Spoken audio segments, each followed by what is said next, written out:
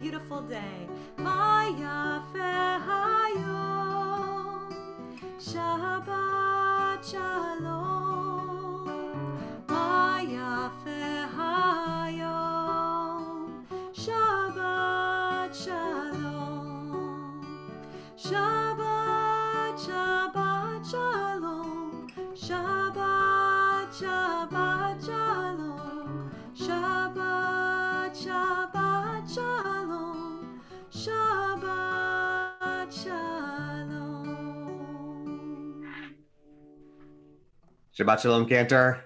Shabbat Shalom, Rabbi. Good morning. Hi, everybody. We're so glad that you're with us. Shabbat Shalom. It is a beautiful day, a wonderful Shabbat. Really happy that we are all together, all of us in our own safe, hopefully happy homes. We are also really happy that David Tanner is with us. You can't see him, but he is the mastermind behind the scenes here, making sure that all of our video and audio work well. So, David, we are grateful that you're here and grateful for all your help to make this worship experience possible.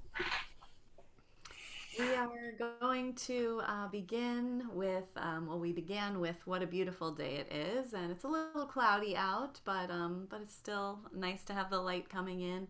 And as I was thinking about Ma Tovu, which we'll be singing next, I was imagining the camps of the Israelites, and that as Balaam looked down at the tents and saw all these beautiful colors laid out, and I was just picturing all of us in our homes, and if you kind of went up maybe with like a drone camera or something, and you saw all of us in our homes praying respectively apart and yet together. And so we sing Ma Tovu. Ma Tovu Alecha Yaakov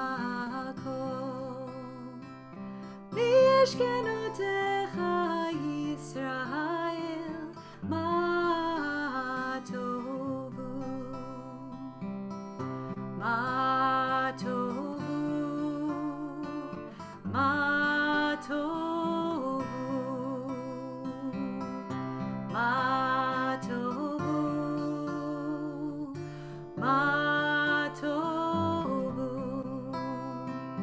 Ma Tovu Alecha Yaakov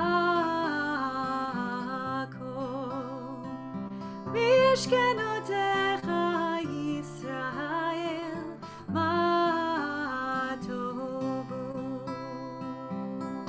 Ma Tovu Ma Tovu Ma Tovu Ma Tovu. Try it with me this last time. Ma Tovu Alecha Yaakov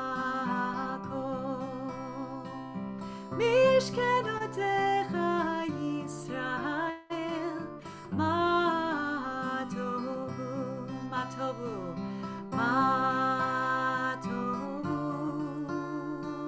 Ma Tovu Ma Tovu Ma Tovu.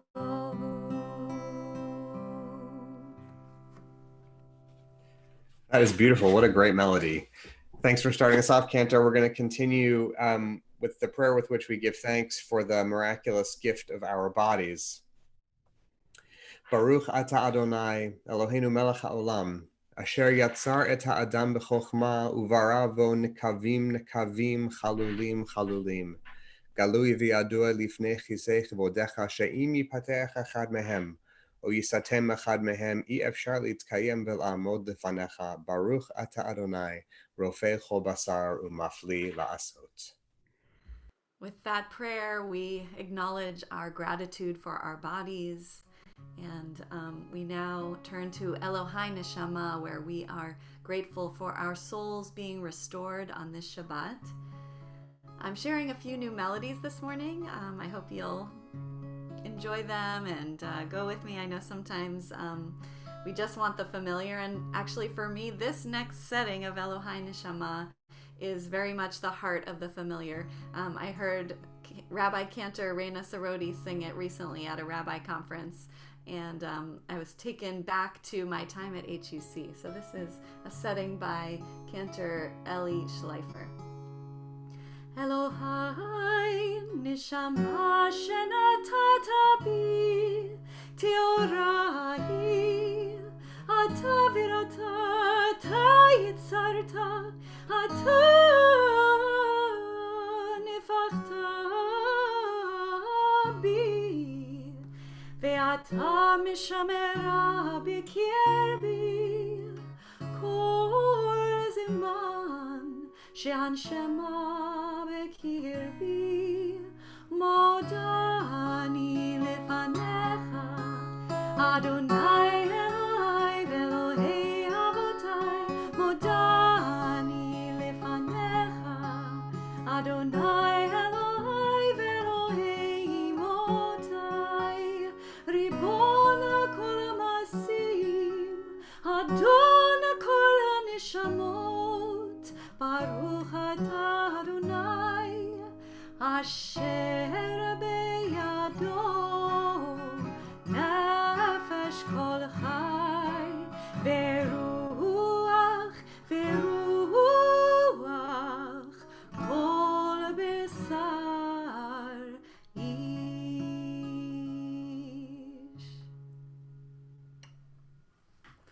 So now, did that take you back, Rabbi? It did. I was having a moment of nostalgia to rabbinical school. That was really beautiful. That's great. Thank you for bringing that memory back. So, speaking of daily miracles, sometimes it's just a little touch of the past that can feel like a miracle in a new day. And so we now turn to our blessings for daily miracles. And I want to invite you on the Facebook, if you're streaming with us, to share what are your miracles this morning. They could be something really small, something big, whatever it is. It could be a miracle this morning, and especially as we acknowledge it, it can make it a miracle. So if you can share, and then as we get partway through our blessings, we will share some of what we're seeing on the stream.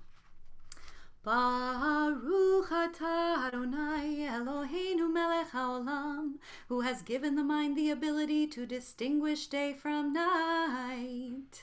Baruch atah Adonai Eloheinu melech haolam, who opens the eyes of the blind. I love, Rabbi, for you to give us some amens in there.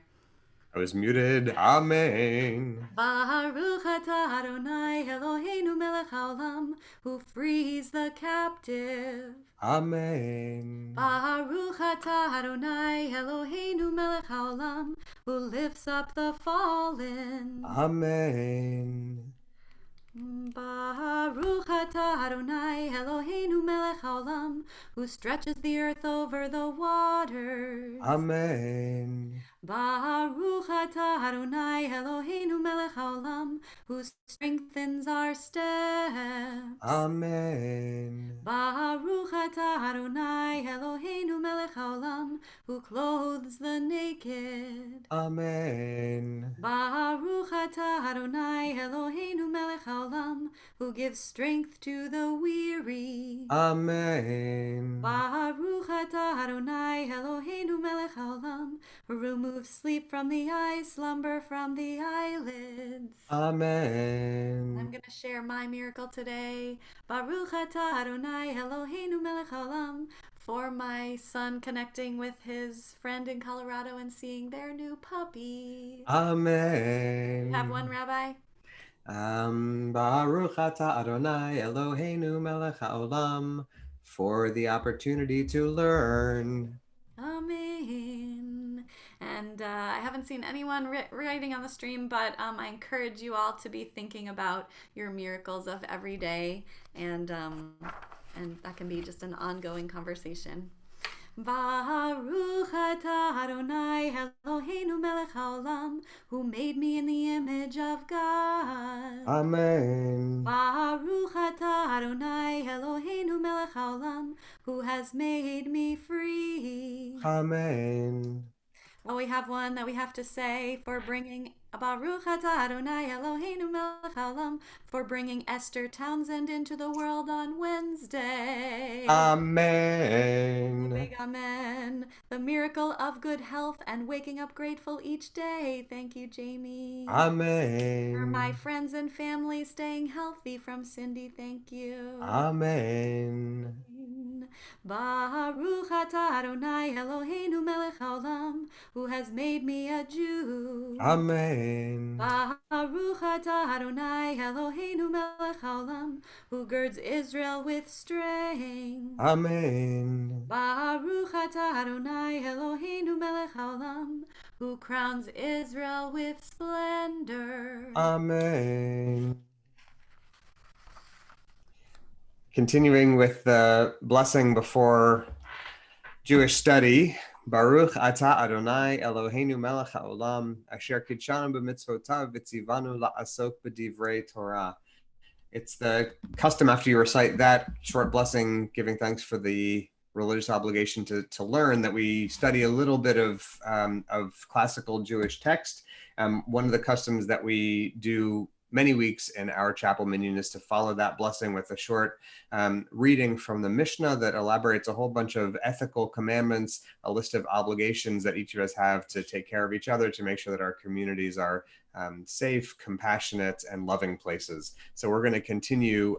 These are things that are limitless. If you can see the screen in front of you, I'm happy to invite you to read along with us from your own homes and your own screens. These are things that are limitless, of which a person enjoys the fruit of the world, while the principle remains in the world to come. They are honoring one's father and mother, engaging in deeds of compassion, arriving early for study, morning and evening, dealing graciously with guests, visiting the sick, providing for the wedding couple, accompanying the dead for burial, being devoted in prayer, and making peace among people. But the study of Torah encompasses them all.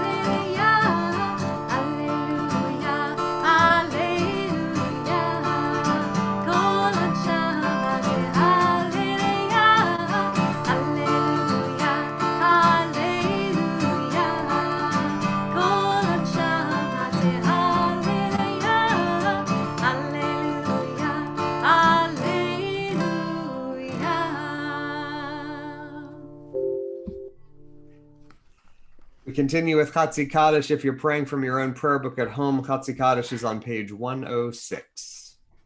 Yitkadal v'yitkadash shemei Rabba. Amen. Yamad yivrach yirutei v'yamlich malchutei b'chayechon uvyomechon uv'chayei dechol beit Yisrael bagala uvizman kariv v'imeru. Amen.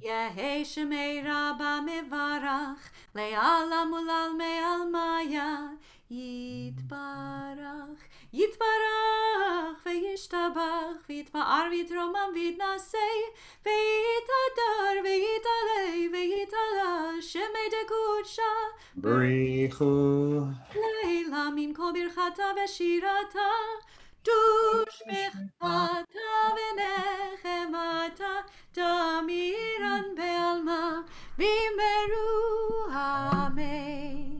We continue next with Baruch Hu. If you're able to rise, please do so. Otherwise, rise inwardly as we enter into the call to prayer.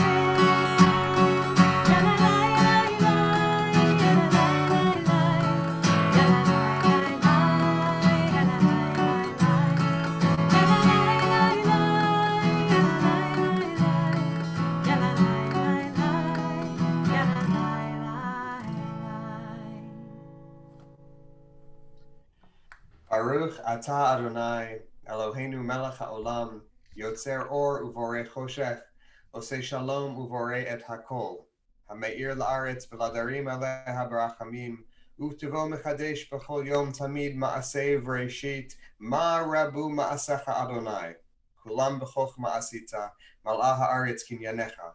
Titbarach Adonai Eloheinu al shebach ma'aseh yadecha, ve'al me'orei or she'asita yefa'arucha selah. Or Chadash al Tzion Ta'ir, v'nizkechu lanu mehera le'oro, Baruch atah Adonai, Yotzer HaMe'orot. Amen. Love your neighbor as yourself, you said. And light blinded we saw, that inner and outer worlds are one, as you are one. You spoke and we wrote. We reached for you down the centuries, your light moving before us as we climbed, fell back, and climbed again, your Sinai of life. Baruch atah Adonai, habocher be'amo Yisrael be'ahava. Shema Yisrael, Adonai Eloheinu, Adonai echad. Baruch Shem Kevod Malchuto Leolam Vaed. You may be seated as we continue with Ve'ahavta. Ve'ahavta et Adonai Elohecha b'chol levavcha u'b'chol nafshecha u'b'chol me'odecha ve'hayu hadvarim ha'ela asher anochi mitzavecha hayom al levavecha v'shinantam levanecha v'dibarta bam b'shivtecha b'beitecha uvlechtecha v'derech uv'shochbecha uv'kumecha וקשרתם לאות על ידיך, והיו לטוטפות בעיניך, וכתבתם על מזוזות ביתך ובשעריך, למען תזכרו ועשיתם את כל מצוותיי, והייתם קדושים לאלוהיכם. אני אדוני אלוהיכם, אשר הוצאתי אתכם מארץ מצרים, להיות לכם לאלוהים. אני אדוני אלוהיכם.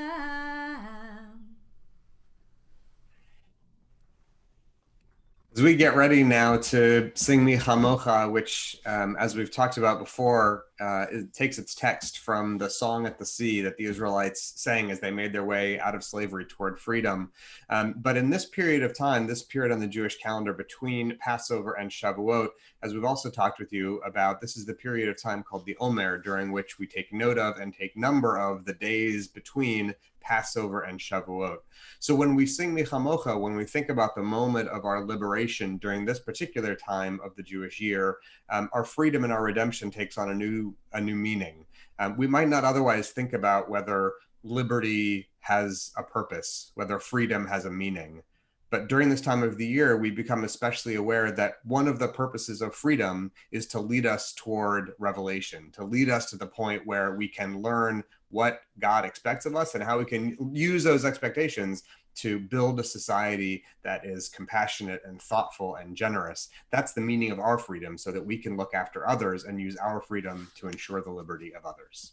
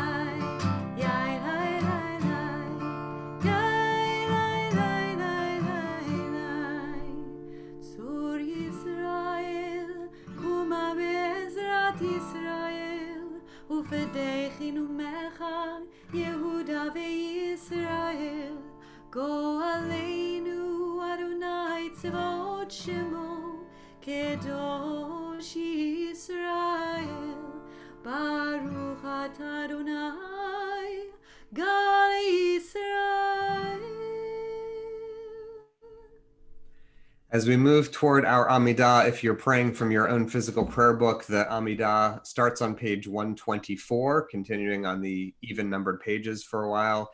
If you're following along on the screen, we'll put up the words of the Amidah momentarily. Now is the time for us to rise, either physically or inwardly, as we prepare for prayer together.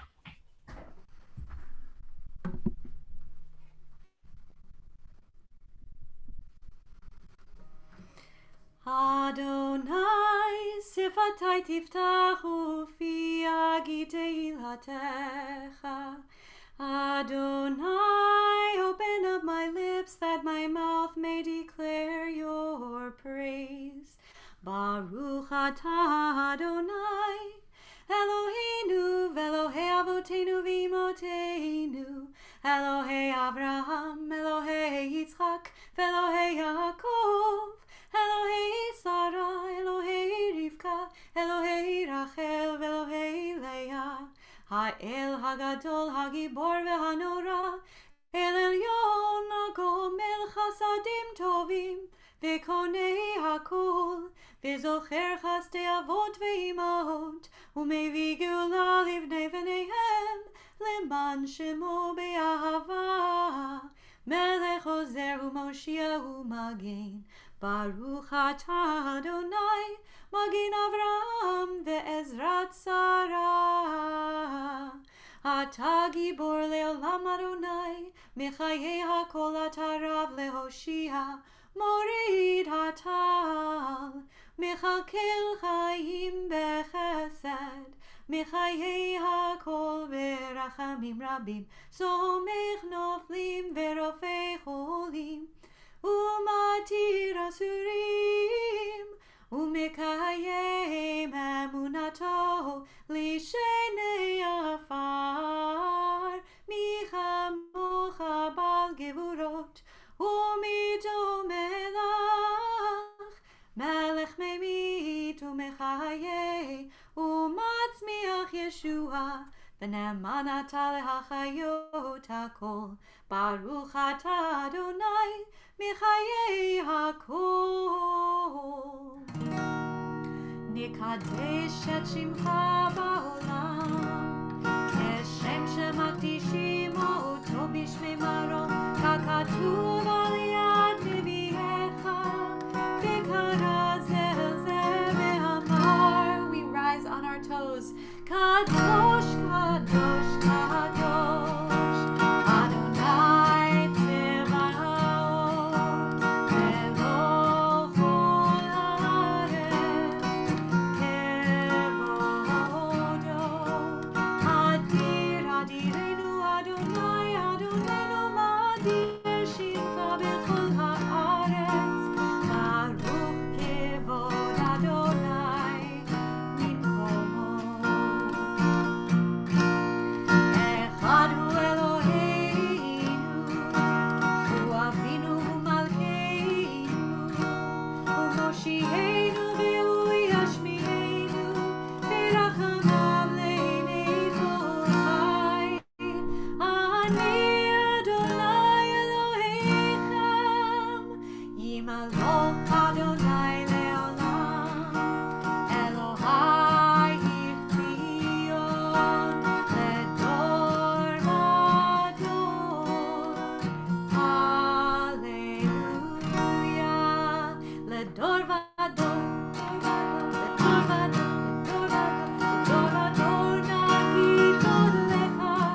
לדור ודור, לדור ודור, לדור ודור נגיד תודה לך.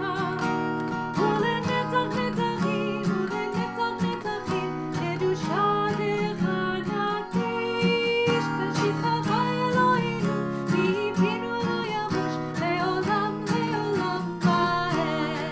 לדור ודור, לדור ודור, לדור ודור, לדור ודור נגיד תודה לך. לדור ודור, לדור ודור, לדור ודור, לדור ודור נגיד תודה לך. ולנצח נצחים, ולנצח נצחים, קדושתך נקדיש. בשבחך אלוהינו, מפינו לא ימוש, לעולם לעולם ועד. ברוך אתה אדוני, האל הקדוש.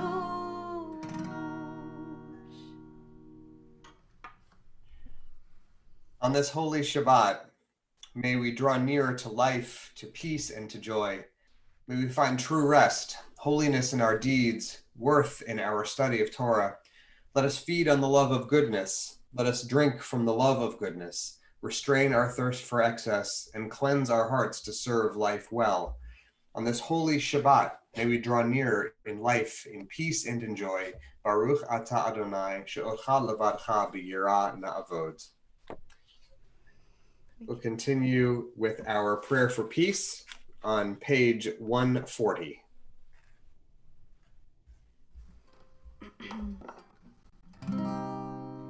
Sim, sim, sim, shalom, sim, sim, sim, shalom, sim, sim, sim,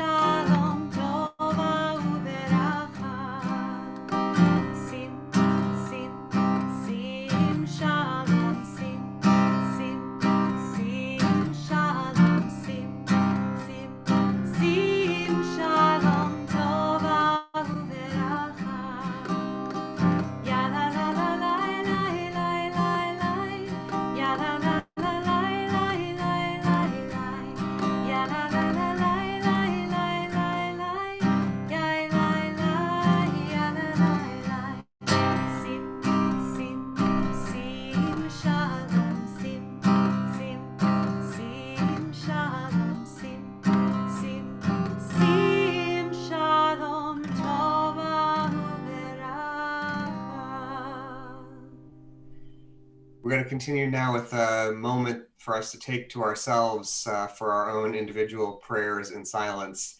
And I'm reflecting on the image that the cantor opened our service with this morning, the image of all of our separate individual dwellings all over town and all over the country, from which our own individual prayers rise singly one at a time, but come together to combine on their journey to the source of all.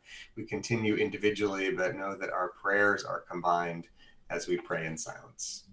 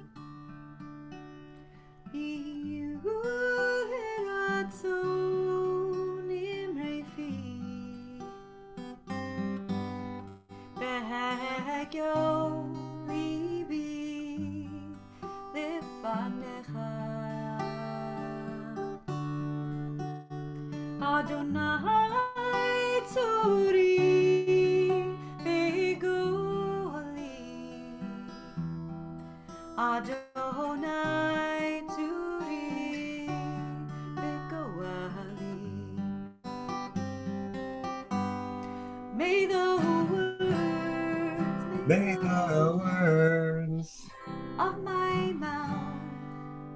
my mouth and the meditations of my heart be acceptable to you, Adonai, my rock and my redeemer.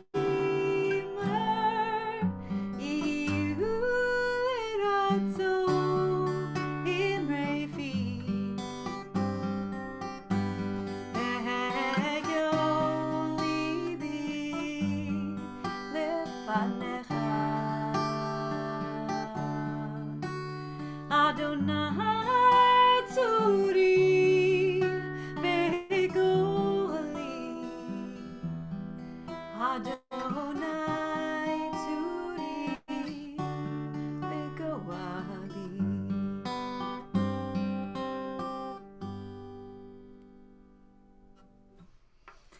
Just as all of our prayers are rising to combine with the prayers of Jews everywhere, similarly, Jews all over the world on this Shabbat are united in our reading from the same Torah portion.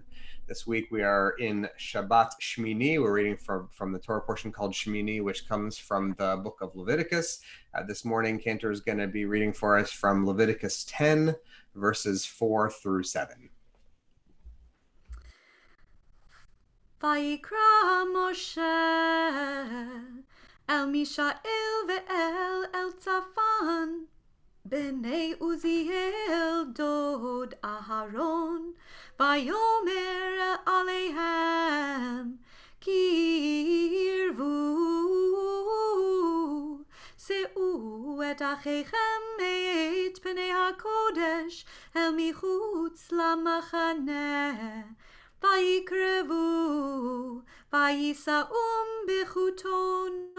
בחוטונותם אל מחוץ למחנה, כאשר דיבר משה. ויאמר משה אל אהרון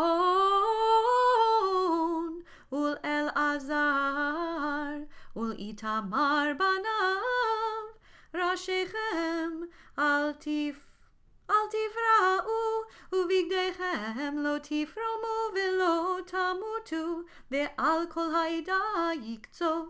ואחיכם כל בית ישראל יבכו את השרפה אשר שרף אדוני. ומפתח אוהל מועד לא תצאו פן תמותו, כי שמן משחת אדוני עליכם, ויעשו כדבר משה. Thank you, Cantor. We continue now with the words of Mishaberach, our prayer for healing that come from our hearts to the hearts, we hope, of everyone who finds themselves in need of healing and recovery this morning. We know that, especially at a time of illness and pandemic and anxiety, healing seems to be one of the most important things that we can pray for. All of us know someone who has been affected, if not by physical illness, then certainly by anxiety, fear, isolation, loneliness. And when we can't be there to offer a hand or a hug, sometimes the best we can do is to offer a prayer. So I want to ask you to take just a moment to turn your thoughts inwardly to those in your circle of care and concern, those in your neighborhoods, those in our city and in our congregation who this morning could use our prayers for healing. You're certainly welcome to share those names in the chat or to hold on to those names in your heart as we take just a moment to reflect before we pray our Mishaberach together.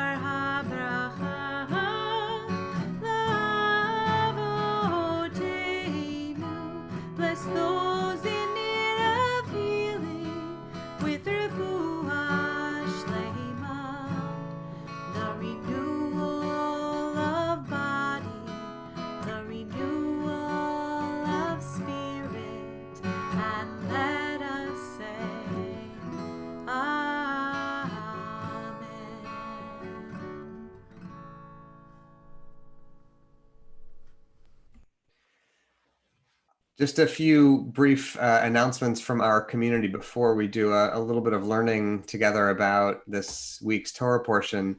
I want to begin with a word of acknowledgement and a special word of greeting. You know, the demands that our pandemic responses have made on the community have been widespread, very difficult for a lot of people. And especially we have been working hard with those brand new adults in our community, our bar and bat mitzvahs, whose celebrations have had to be postponed because of the restrictions on public gatherings and worship.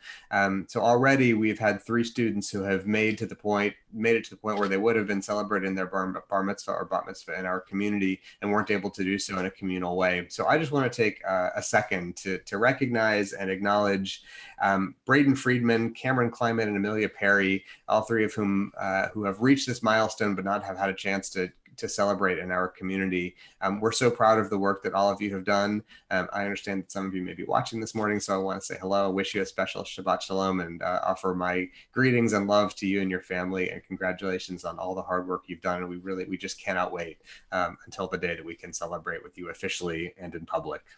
I just want to say also, I'm just so proud of you all, and it has been such a joy to work with you and to keep working together through this crazy adventure. A couple of other things of note. Very importantly, our congregation's annual meeting is tomorrow morning, conducted for the first time in our congregation's history by Zoom. It is a very important part of the life of our congregation, so I want to urge you, if you haven't yet, registered for the meeting. If you are a member of the congregation, it's very, very important that you do so. We need to make sure that we have a quorum this year, just like every year. And we know that it's especially difficult or a little more complex having to do it by Zoom webinar. So please do register so that we know that you'll be there. We can count your name and your vote toward the quorum. The annual meeting will begin at 9:30, but the doors will open, so to speak, at 9. So I encourage you to get there a little bit early to make sure you're familiar with the technology and comfortable with how things are going to work. You'll have to register in advance on the website so we can send you instructions in advance about how to participate.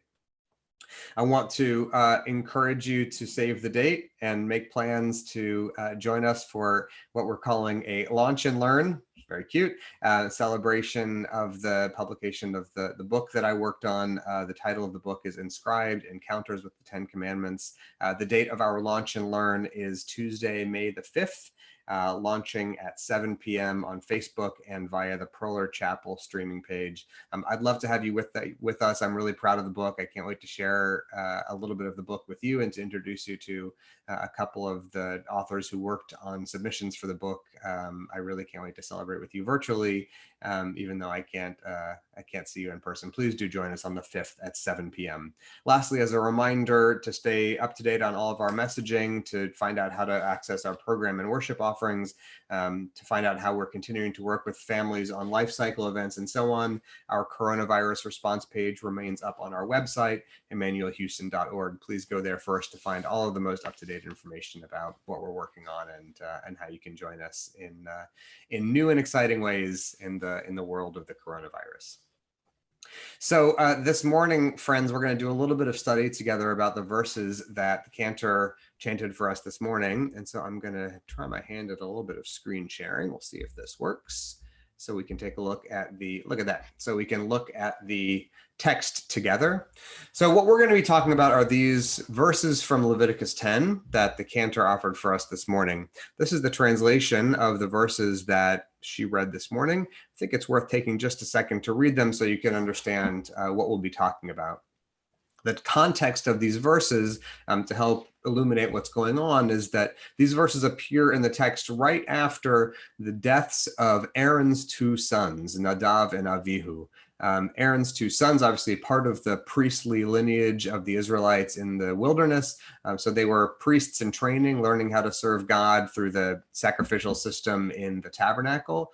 Nadav and Avihu went forward of their own accord and offered some sort of unauthorized sacrifice in an unauthorized way. And as a result, God punished them by death. And so what's happening here, these verses come immediately after the death of Aaron's two sons. I'm going to see if I can maybe zoom. Does that make it a little better? A little bit? Even more? Like that? Is that helpful? Yeah? Okay. Hopefully you can see the text that we're going to be looking at together. So here's what happened in the text to translate what the Cantor read for us. Moses called Mishael and Elzaphan, the sons of Uziel, the uncle of Aaron, and he said to them, "Come forward and carry your kinsmen away from the front of the sanctuary to a place outside the camp." So Moses is talking to some members of the family, asking them to remove the bodies of Nadav and Avihu, who have just been put to death by God, and to pull them away from the front of the sanctuary. They came forward and carried the bodies out of the camp by their tunics, as Moses had ordered. Moses said to Aaron and to his sons, Eleazar and Itamar, "Do not bare your heads and do not tear your clothes, lest you die and anger strike the whole community." It's worth reminding ourselves here that bearing one's heads and tearing one's clothes were signs of mourning. These were customs that the Israelites would be doing in the old days as a way of symbolizing that they had there's been a death of someone close to them, and this is a sign of their grief and mourning. So Moses is telling them, you can't fulfill these rituals of mourning the way you normally would. Don't bare your heads and don't tear your clothes. Why? Because if you do these things, Moses warns, you may die, and anger may strike the whole community. But your kinsmen, all the house of Israel, shall mourn the calamity that the Eternal has wrought. So some kind of grief is appropriate, but not the traditional rituals of bearing one's heads and tearing one's clothes. And so do not go outside the entrance of the tent of meeting, lest you die, for God's anointing oil is upon you. God's anointing oil is the substance that marks these men as part of the priestly lineage. It shows that they are leaders of the priesthood. And so what Moses seems to be saying is that it's inappropriate for you to mourn in the normal way as a priest when two members of the priestly family were executed for carrying out their duties in a way that was inappropriate. And they did as Moses had bidden. In other words, they did what they were supposed to. They removed the bodies of those who had died. They didn't fulfill the traditional rituals of grief and mourning. So what we're dealing with here is a difficulty in the text. If you were with us this morning while Rabbi Fixler taught the Gems of Torah class, he talked a little bit very beautifully and very thoughtfully about this experience of what we do when we have feelings of grief and loss and sadness and bereavement, and we're not permitted to carry them out in the normal way. We're not permitted to grieve in the way that we normally would. In the case of our Torah portion, God, through Moses, told the families explicitly, you can't tear your clothes, you can't uncover your heads. And so we have to imagine that after having lost two young men in such a difficult and traumatic way, there must have been overpowering traumatic feelings of grief and loss and pain and bereavement, and nowhere to put those feelings. These days in our Jewish community calendar, those of us, those close to us that have suffered losses in these recent days have had a similar, connected and similar but separate reason for which mourning is traditionally proscribed, mourning is traditionally forbidden. And that is that you may know that in traditional Jewish law, one is not permitted to undertake the same kind of mourning rituals during a festival or Shabbat, the same way that one would during a weekday. We'll get to the particulars later. And the reason, the scriptural reason for that prohibition is this one that comes from the book of Deuteronomy. I'm going to zoom in a little bit again so you can see. Hopefully this is helpful for you. There we go. How's that? Is that good? Everybody can see? Yes? More? Thumbs up. Okay. I'm watching Cantor Simmons for some cues about how big I should make the font. So Cantor gave me the thumbs up. Hopefully you can see all of this. So the reason that the rabbis teach that you can't mourn during a holiday or on Shabbat is because Deuteronomy 16 says very clearly, V'samachta b'chagecha, you have to celebrate, you have to rejoice during your festivals. Everyone in your household, your son and daughter, your slaves, the Levite, the stranger, the orphan, and the widow in your communities. Holidays are supposed to be such an overwhelmingly happy time that no grief, no sadness is permitted. So this is all well and good when it comes to what attitude we should cultivate when we come to holiday time. But if you are in mourning, if you're suffering, if you're sad, if you're experiencing a loss, how do you reconcile the commandment to be happy on a festival with the very real needs of processing, expressing grief and loss when someone close to you has died? So the rabbis then have to figure out, how do we line these two things up? What do we do for the mourner, particularly on a day of that's otherwise marked for celebration? So we're going to look at a few traditional texts here. I'm going to keep the font large so you can see the English. If you want to look at the Hebrew, I'm happy to share a link to the source sheet so you can see both the Hebrew and the English side by side with each other. So the rabbis talk about this in a section of the Talmud called Moed Katan. And this is what they said. A mourner should not comport himself in mourning during a festival. This is the same kind of commandment that Moses gave to the family of the two young men who died in our Torah portion. Don't dress in mourner's clothes. Don't tear your clothes. Don't sit shiva. As it is said, V'samachta b'chagecha. We just read this. You should rejoice in your festival. And if his mourning began before the festival, so you can imagine, let's say it's a few days before Pesach or it's a few days before Sukkot, someone close to you dies. What do? If his mourning began before the festival, a positive, this is a kind of legalese, but I'll translate in a second. A positive commandment incumbent on the community overrides one incumbent on him as an individual. That is to say, we have a collective mitzvah to celebrate on festivals, but your mitzvah to mourn someone that has died, that is an individual mourning. That's an individual commandment. So the needs of the whole override the needs of the individual. So because the community has to celebrate on those festivals, that overrides your need to mourn someone close to you. If his mourning began just during the festival, an individual commandment cannot come and override one of the public. What this means is that people that would otherwise come to your Shiva house to offer you consolation and comfort, they're not permitted to do that because they have already an overriding public obligation to celebrate and to rejoice during the festivities. All right, so far we're just causing problems. I haven't offered any resolutions yet. I'm going to keep adding some more problems to make things even more complicated. Okay, they go on to say, the sages taught as follows with regard to this issue. The festivals, I'm skipping down a little bit. The festivals interrupt the mourning period, so that if one began mourning before such a festival, then the mourning period is canceled by the festival. Here they're talking specifically and especially about the observance of Shiva. You've got, let's say, a week-long obligation traditionally to sit Shiva. What happens if someone close to you dies right before a week-long festival like Passover? Well, the rabbis say very clearly that they come and interrupt it. So if someone dies right before Passover, your Shiva has been canceled by Passover. Now we're moving to the Middle Ages. We're moving to the Shulchan Aruch, the great code of Jewish law from the 16th century. If the death occurred before the holiday and he observed mourning even for a single hour before the holiday, Shiva is no longer applicable. If one heard distant news of a death on Shabbat or a holiday, he observes no mourning practices, even in private. Then, after Shabbat or the holiday, he'll observe a single hour of mourning, and it is sufficient. Now, just imagine what the Shulchan Aruch, what this code of Jewish law is suggesting.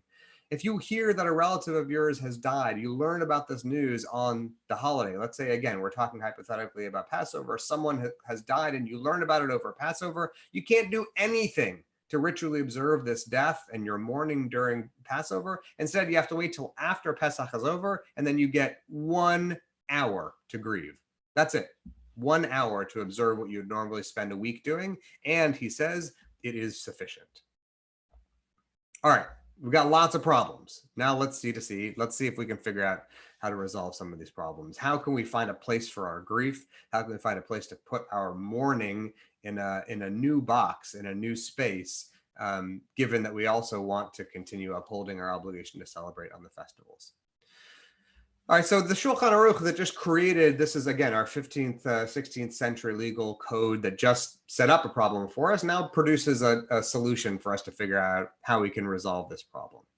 We're going to, again, get a little bit into the legal weeds here, but hopefully I can explain what's going on and how to make sense of all this. All whom one mourns, he mourns with him if a relative dies. So let's say, hypothetically, one of the people that we are obligated by Jewish law to mourn is a parent. So consider you're imagining a parent and then a relative of your parent, whom you might not otherwise be obligated to mourn in the traditional way, but you mourn with your parent when their relative dies, is what it's saying. All whom one mourns, you mourn with that person if one of their relatives dies, even though it's not your obligation under traditional Jewish law to grieve for them. But this is only in his presence. It is not necessarily necessary to conduct mourning rituals when not in his presence. So again, back to our hypothetical, you can imagine a parent who is still living, thank God, but a relative of your parent dies and your parent is in mourning. Your job is to spend time with your parent and engage in a period that looks like mourning. Even though it's not your obligation, your job is to be there, here's the big word, empathetically and sympathetically with your parents while they're grieving. Now we have a little gloss on this text that comes from Rabbi Moshe Isserles. If you want to, I can give you a little bit of the history. This is a 16th century Polish authority who has a sort of a running commentary on this legal code. And he says, there are those who say nowadays the practice is to be lenient in this mourning with those for whom one mourn, because this is only for the honor of the mourners. This is a really, really important teaching. Everything that we do to express our grief, our primary concern is for the person who is in mourning. So if it's comforting for them, for you to sit with them, if it's comforting for them, for you to bring them food, if it's comforting to them, for you to play music or to talk to them or cry with them, that is how you know what to do. Your job is to sympathize and empathize with the person who is grieving. In any event, the practice is that all of the relatives of the deceased indicate a little bit of mourning for themselves. It's almost like you are in a sort of... it's sort of an imitation of mourning, because you know the person that you're visiting, the person that you love is sad. Your job is to sort of mirror their feelings. You don't show up with, a bottle of wine and, a band to have a big party to try to cheer them up, because that's not what they're in the mood for. Your job is to mirror what they're feeling and to take on those practices for yourselves. So we're going to take a look at a couple of other texts, and now we're going to try to untie some of these knots that we've tied for ourselves. We hear about a text. This is a text here from the book of Job. We know about poor Job. All sorts of horrible calamities happened to him. He lost all of his household, his livestock, his animals, everything that belonged to him. And not only that, but God struck him with a terrible rash. So he's having a horrible day. He's grieving and feeling awful. And his friends want to try to help look after him. When Job's 3 friends heard about all these calamities that had befallen him, each came from his home. Eliphaz, the Yemenite, Bildad, the Shuhite, and Zophar, the Naamatite. They met together to go and console and comfort him. When they saw him from a distance, they couldn't recognize him, and they broke into loud weeping. When I read this passage, it resonates with me in these days of social distancing in a new and powerful way. These guys want to come and comfort their friend, but they can't get close to him. They know that he's in pain, but they can only get so near to him. So they have to figure out some way to express to him that they know he's hurting, and to try to demonstrate their empathy for what he's going through. They broke into loud weeping. Each one tore his robe and threw dust into the air on his own head. They sat with him on the ground for 7 days and 7 nights. None spoke a word to him, for they saw how very great was his suffering. So look at the things that they're doing. Even though the losses were not their losses, they didn't lose anyone close to them, but they know that Job is in pain. So they are mirroring what he's doing. They're sitting on the ground just like he's sitting on the ground. They're crying just like he's crying. They're silent when he is silent. So one of the things that we're learning from this book is that at a time when grief is difficult to express in the normal traditional ways, the default posture is empathy.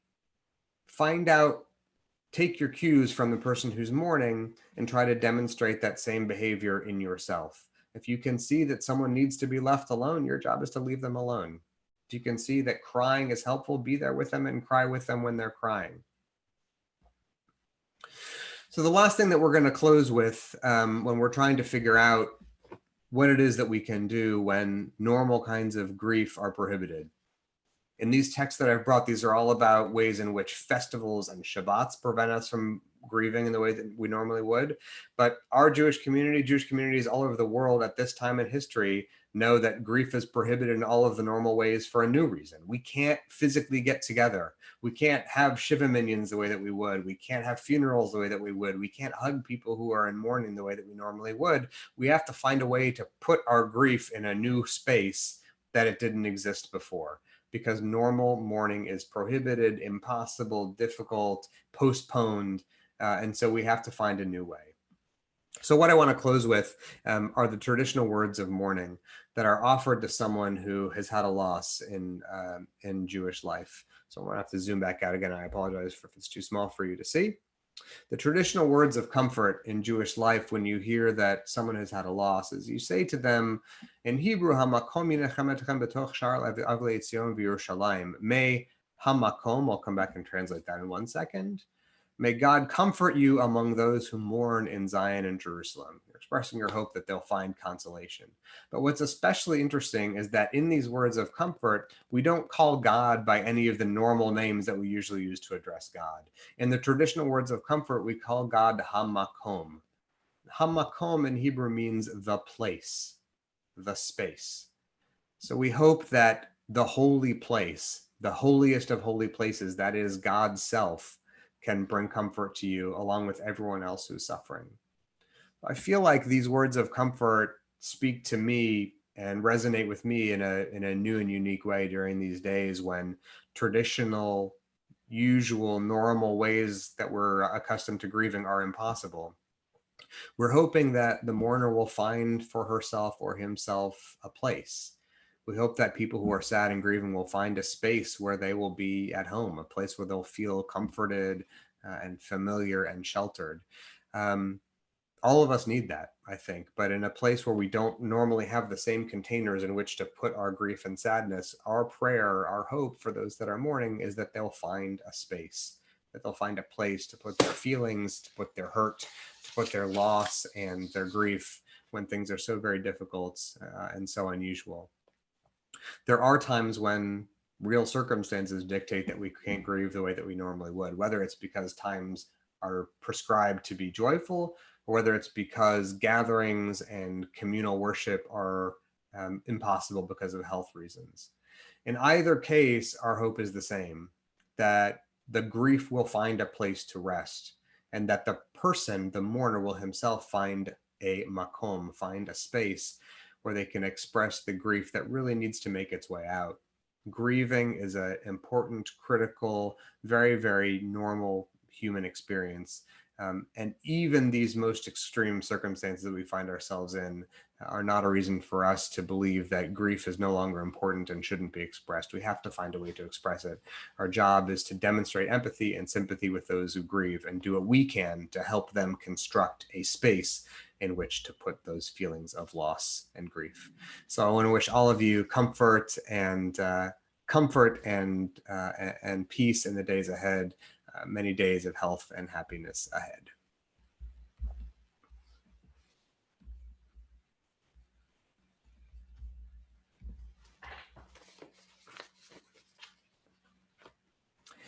And so, speaking of comfort and peace, we are getting ready to offer the words of Kaddish. These words take on new resonance, especially in these days when we can't hear the words and sense the presence of others around us who would normally bring us some consolation while we grieve. The best we can do is hope that the knowledge that all of us are saying Kaddish for you in our own homes will bring some kind of remote comfort, that you'll know that we are here, that you'll know that we are grieving alongside you and doing what we can to take away some measure of your loss and sadness. Before we offer Kaddish, we take a moment to mention the names of those who've been laid to rest in recent days. This week, our congregational community is remembering and thinking of and sending love to the families of Carol Newport Wasserstein, Alan Garber, Ben Mosier, Jerry Schenberg, and Rudy Scheidt Sr. We know that all of their memories will be for a blessing as we rise in the ways we're able to offer the words of Kaddish. If you're praying from a prayer book, the words are on page 294. Yitkadal v'yitkadash shemei Rabbah, ve'alma divrach hirutei v'yamlich malchutei, b'chayechon v'yomechon uv'chay d'chol Beit Yisrael, ba'agala uv'izman kariv v'imru amen. Yehei shmei Rabbah mevarach le'alam u'lalmei almaya. Yitbarach v'yishtabach v'yitpa'ar v'yitramam v'yitnaseh v'yithadar v'yitalev v'yitalal shemei d'kudsha barichu la'ela min kol birchata v'shirata tushbechata v'nechemata da'amiran be'alma v'imru amen. Yehei shlama rabba min shmaya v'chayim aleinu ve'al kol Yisrael v'imru amen. Oseh shalom b'mramav hu ya'aseh shalom aleinu ve'al kol Yisrael v'imru amen. Oseh shalom b'imromav hu yaseh shalom aleinu ve'al kol Yisrael v'yimeru amen. Amen. We hope that all of our prayers of comfort and peace will make their way to every heart that needs them, and that even though we're physically distant, we will remain emotionally close to each other to help look after each other when we need it, to offer what we can offer and to take what we need. A little Vishamru before Kiddush? For Kiddush, let's go. Vishamru.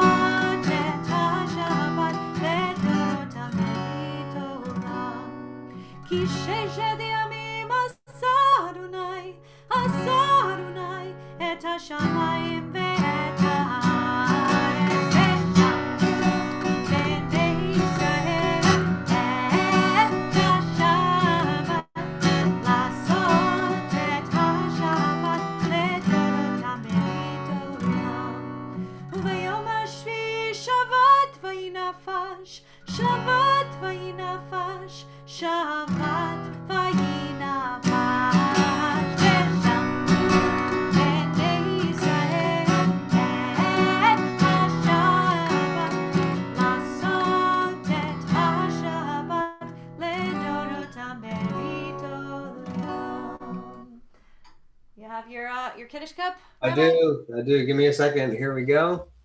All right. Baruch atah Adonai Eloheinu melech haolam, borei peri hagafen l'chaim. Chaim, And I have a little challah. Did you bring a little challah? you're going to have to eat challah on my behalf. All right. Baruch atah Adonai Eloheinu melech haolam, hamotzi lechem min haaretz. Amen. Here, give me a little bite of that. Yeah, here Just you go. give me a little. I'll just pass it this way. Okay. Okay. No, I passed it the wrong way. I should have passed it that way. Anyway, we wish everyone Shabbat Shalom. So good to be with you. Such a great to be with you. Hope it's a day of peace and rest and warmth and joy. Shabbat Shalom. Shabbat Shalom.